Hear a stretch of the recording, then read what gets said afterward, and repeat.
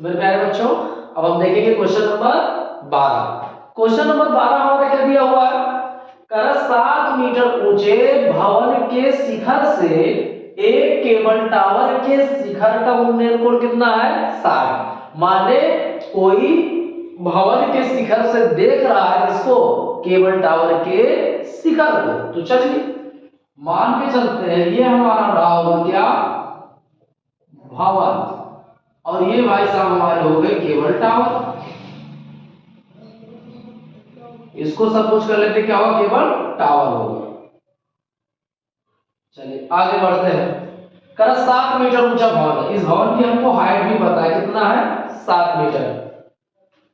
ध्यान से सुनिए, 7 मीटर ऊंचे भवन के शिखर, भवन का शिखर यही है, से केबल टावर के शिखर का उन्नयन कोण, माने इसके शिखर से इसके शिखर को क्या किया गया है? देखा गया है। और इसको देखने पे जो हमारा एंगल बना है वो कितने का बना है?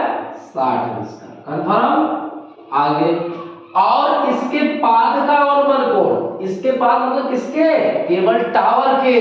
यहीं से जब इसको देखा गया तो ये कितने डिग्री का बना? 45। कितने का बना? 45। कंफर्म? नामकरण करा दीजिए, ए बी सी डी और ई।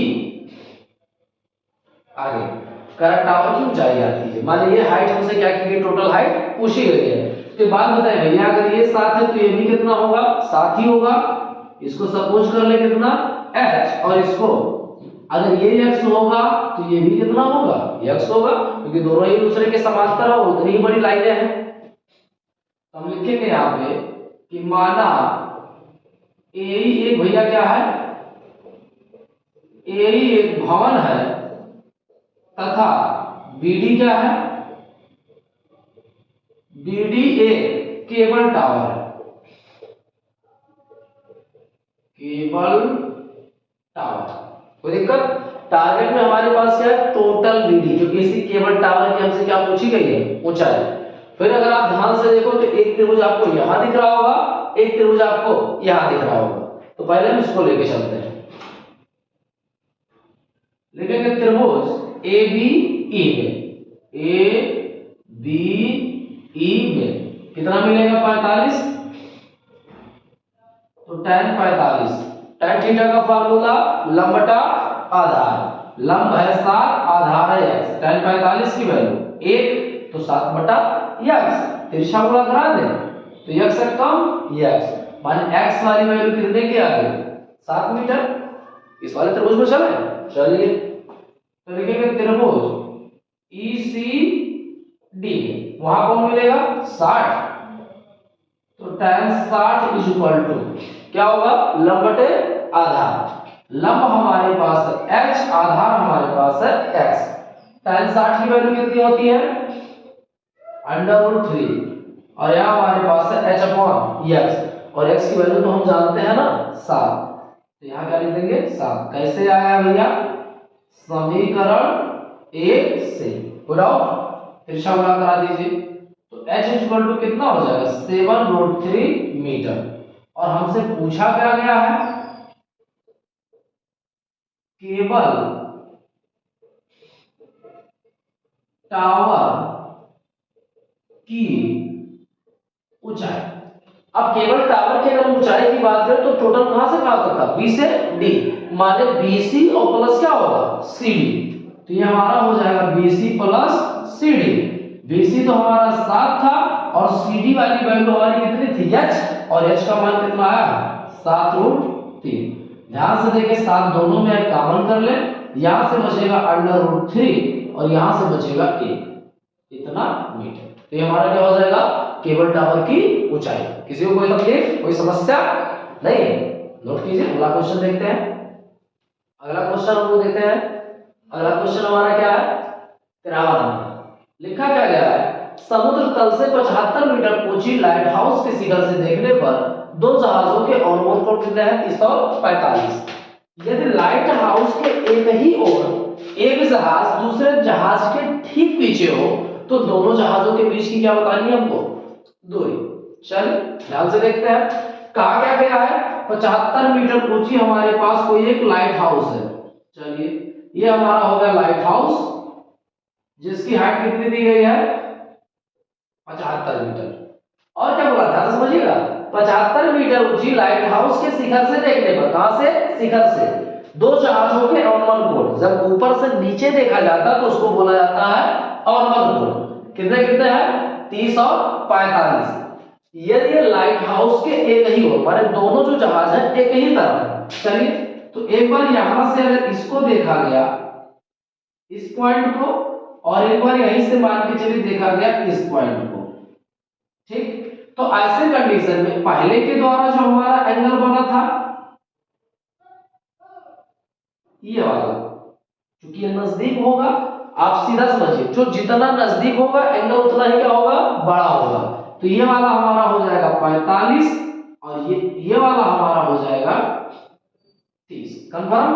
तो ऐसे कंडीशन में ये एंगल हमारा होगा 45 और ये एंगल हमारा हो जाएगा 30। पूछा क्या है, दोनों जहाजों के बीच की दूरी। तो एक जहाज हमारा यहां रहा होगा, एक जहाज हमारा यहां रहा होगा, और इन्हीं दोनों के बीच की हमें क्या बतानी है, दूरी।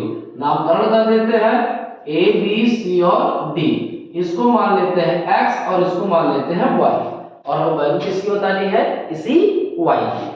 फिर आप देखो ये त्रिभुज दो प्रकार के त्रिभुजों में फिर बंट रहा है, फिर वैसे हम लोग लगाएंगे। तो लिखेंगे त्रिभुज BCD क्या लेके चले, tan 45, फार्मूला क्या होगा, लंब बटे आधार। तो यहां हो जाएगा 75 बटा x, 45 की वैल्यू 1 तो 75 बटा x, ये x इक्वल टू बाबू लोग कितना जाएगा 75 मीटर। यहां तक तो किसी कोई प्रॉब्लम नहीं है। आगे लिखेंगे त्रिभुज किसमें, ACD, त्रिभुज ACD, यहां कितना लेके चले tan 30, फार्मूला क्या होगा, लंब बटे आधार, माने 75 बटा x प्लस y, आधार हमारा ये होगा ना टोटल, क्योंकि ACD चले हैं तो ऐसे कंडीशन में A से B तक की दूरी y और B से C तक की दूरी x, तो x प्लस y। tan 30 अंश का मान कितना होगा 1/√3 इज इक्वल टू 75 बटा x plus y, cross multiply करा लिया सर, तो x plus y is equal to हो जाएगा 75√3, या x वाली वैल्यू तो आपको पता है, रख दिया जाए, तो 75 plus y is equal to हो जाएगा 75√3, तो y इज इक्वल टू कितना होगा 75√3 प्लस 75 उधर जाएगा माइनस, तो y इज इक्वल टू 75 हमारा दोनों में है कॉमन, तो यहां से मिलेगा √3 और कॉमन के यहां से कितना मिलेगा 1, इतना मीटर। तो बताइए दोनों जहाजों के बीच की दूरी कितनी होगी 75 ब्रैकेट में √3 - 1 मीटर। गुड आउट, नोट कीजिए। अगला देखते हैं। हाय प्यारे साथियों, आज हम देखेंगे क्वेश्चन नंबर 14। 13 तक तो सब सही था। 14वां क्वेश्चन हमारा क्या बोल रहा है, कह 1.2 मीटर लंबी एक लड़की भूमि से 88.2 मीटर की ऊंचाई पर एक क्षैतिज रेखा में उड़ रहे गुब्बारे को देखती है। कोई बात नहीं, कह रहा हमारे पास एक कोई लड़की है,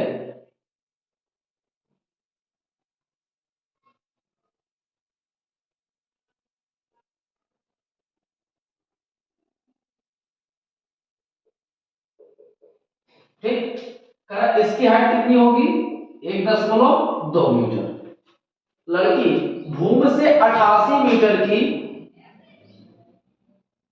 88 दशमलव कितना है 2,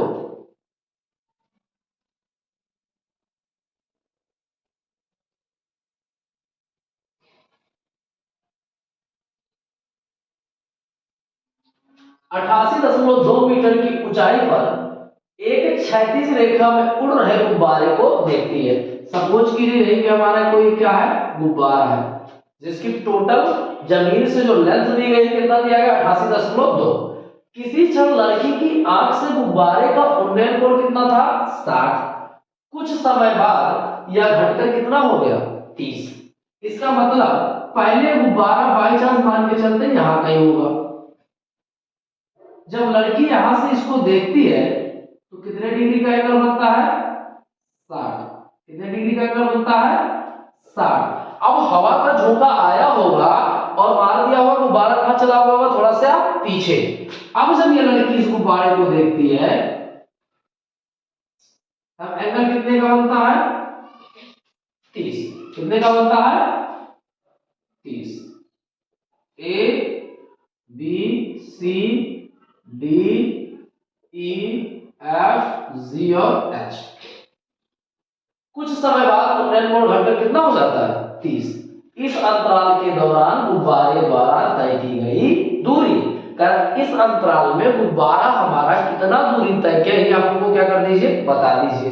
तो बताओ, पहले गुब्बारा हमारा था यहाँ, हवा का झोंकाया गुब्बारा पहुंच गया यहाँ, माने इसके द्वारा चली गई दूरी बी से सी ही तो होगी, यही हमसे क्या किया गया है, पूछा गया है। तो इसको हम मान लेते हैं y और इस वाले को मान लेते हैं x, और टोटल ये जो हमारा लेंथ दिया गया था, कितना दिया गया था, 88.2, यहां से लेके यहां तक। तो ऐसे कंडीशन में आप बताओ ये वाली दूरी कितनी होगी, ये हमारा यहां से यहां वाला जो है ये क्या हमारे ट्रायंगल में भाग ले रहा है, नहीं, माने 1.2 हमारे ट्रायंगल में भाग नहीं ले रहा है, तो हटा देते हैं। 88.2 में से 1.2 निकाल दें तो हमारा बचेगा कितना, 87। माने ये दूरी कितनी होगी, 87। किसी को डाउट नहीं? चलो तो पहले छोटा वाला त्रिभुज चले, यहां से वैल्यू निकाले। चलिए तो हम लोग क्या लिखेंगे, त्रिभुज ए बी ई में कितना चलेगा, tan 60, लंब बटे आधार, लंब हमारा है 87, आधार हमारा है x, और tan 60 की वैल्यू होती कितनी है, √3। तो यहां से हमारे पास हो जाएगा 87 बटा x, क्रॉस मल्टीप्लाई करा दें तो √3x इक्वल टू कितना आएगा, 87। तो x इक्वल टू हो जाएगा 87 बटा √3, x की वैल्यू मिल गई। दूसरा वाले त्रिभुज में चला जाए तो हम लोग चलेंगे त्रिभुज किसमें, ए सी डी, त्रिभुज ए सी डी में यहां आपको क्या मिलेगा, tan 30। फार्मूला क्या होगा, लंब बटे आधार, लंब हमारे पास है 87 और आधार का काम कौन करेगा, x प्लस y, ये तो होगा आधार। आधार a से c तक जाओगे तो x और इतना क्या है y, तो x प्लस y। गुड आउट, tan 30 वैल्यू कितनी होती है, 1/√3, यहां है 87 बटा x plus y, cross multiply करा दो तो x plus y equal to में हमारे पास हो जाएगा 87√3। तो यहां से x की वैल्यू है हमारे पास कितना, 87 बटा √3 प्लस y इक्वल टू हो जाएगा 87√3। उड़ाओ, प्लस में इधर जाएगा माइनस में, तो y इक्वल टू हो जाएगा 87√3 माइनस 87 बटा √3। बटा एक करके एलसीएम निकालेंगे तो एलसीएम कितना आएगा, √3, और √3 का √3 में क्या होगा, मल्टीप्लाई तो कितना हो जाएगा 3, और 87 में अगर हम 3 से मल्टीप्लाई करें 7 3 21, 8 3 24 और 2 26, तो कितना हो जाएगा 261। यह हमारे पास हो जाएगा 261 और माइनस 87।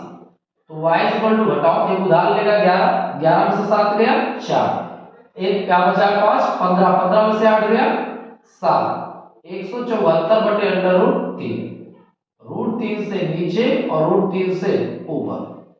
तो आप बताइए y इक्वल टू होगा कितना, 174 √3 में √3 का मल्टीप्लाई होगा 3, तो y इक्वल टू 3 5 15, 2 बचेगा हो जाएगा 17, तो 2 हो गया 24, 3 8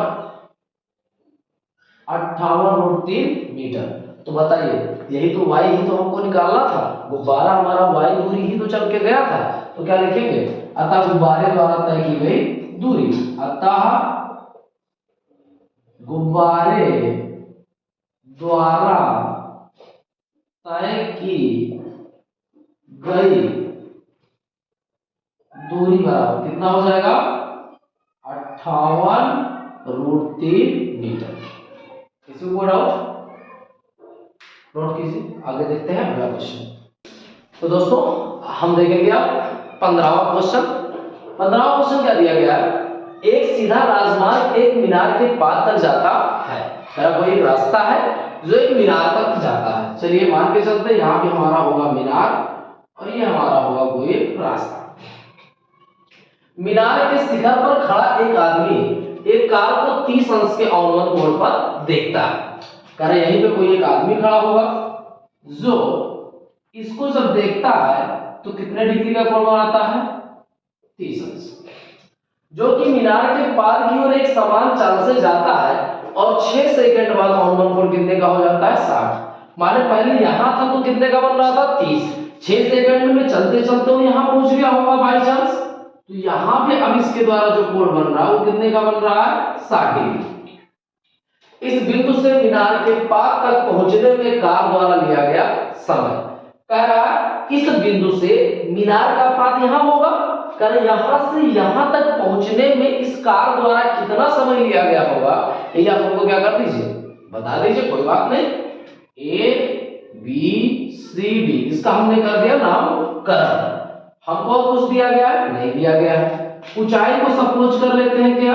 h, और हम मान लेते हैं कि माना कार की चाल बराबर x